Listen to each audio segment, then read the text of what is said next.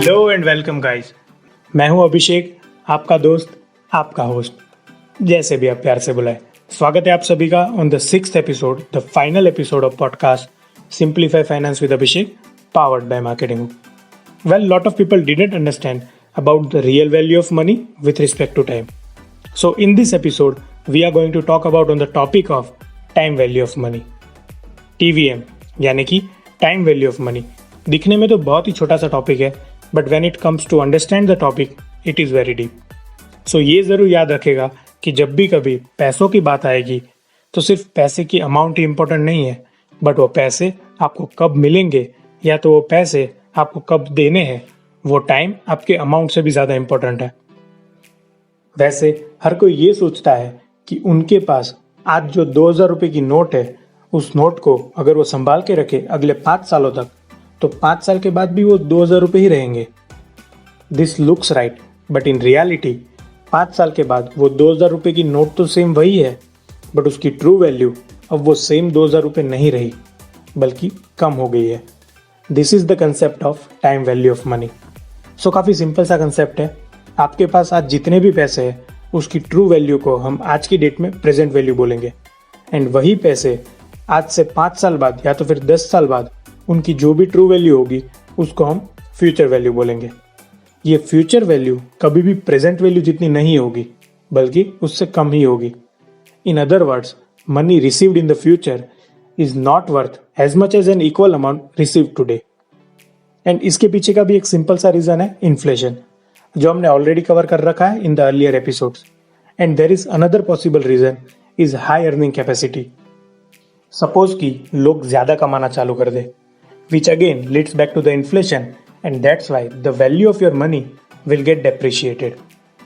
Also, what if कि Indian government ज़्यादा notes print करना चालू कर दे, which causes the hyperinflation, and इसी वजह से आपके पैसे की वैल्यू डिक्रीज होती जाएगी।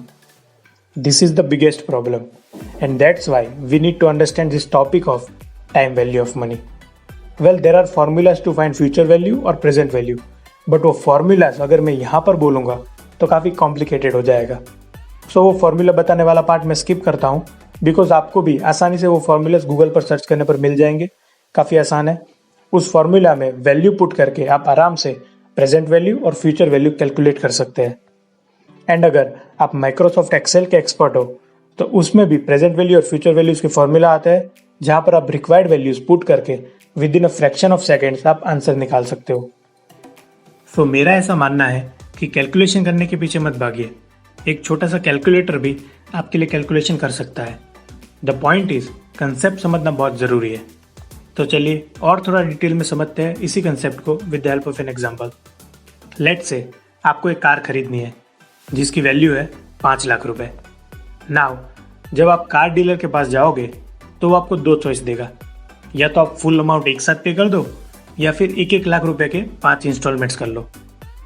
तो आप क्या चूज करोगे? Let's discuss both the choice one by one. So the first option is pretty simple, right? आप एक ही बार में 5 लाख रुपए पे करके कार खरीद लेंगे। सो ये 5 लाख रुपए हमारे लिए प्रेजेंट वैल्यू हो गई।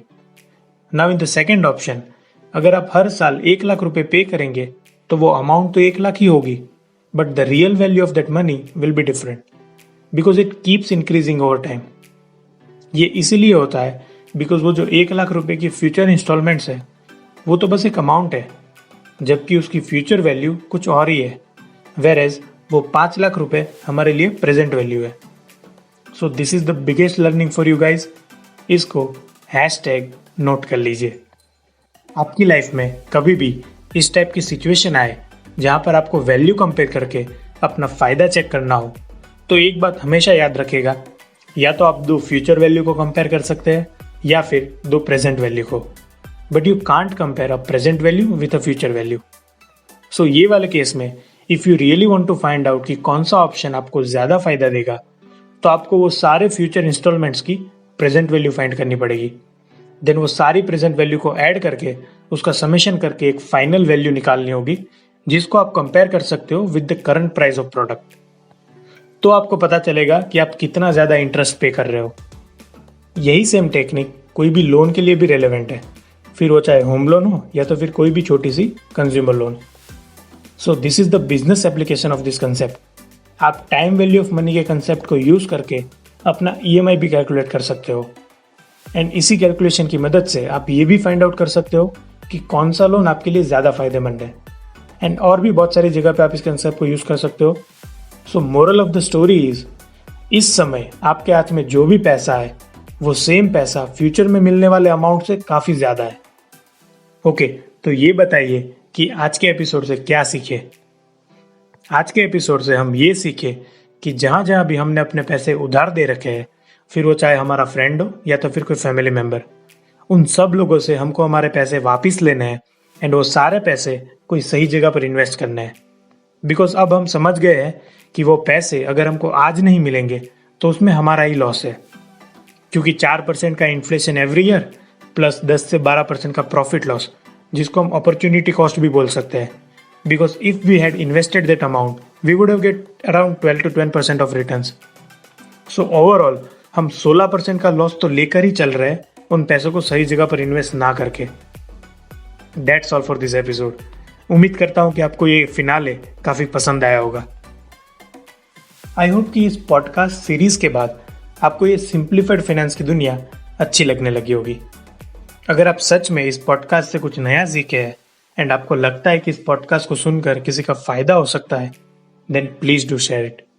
मैं समझ सकता हूँ कि पॉडकास्ट एक वन वे कम्युनिकेशन है, but by sending DMs and sending your feedback इसको 2-way कम्युनिकेशन भी बनाया जा सकता है।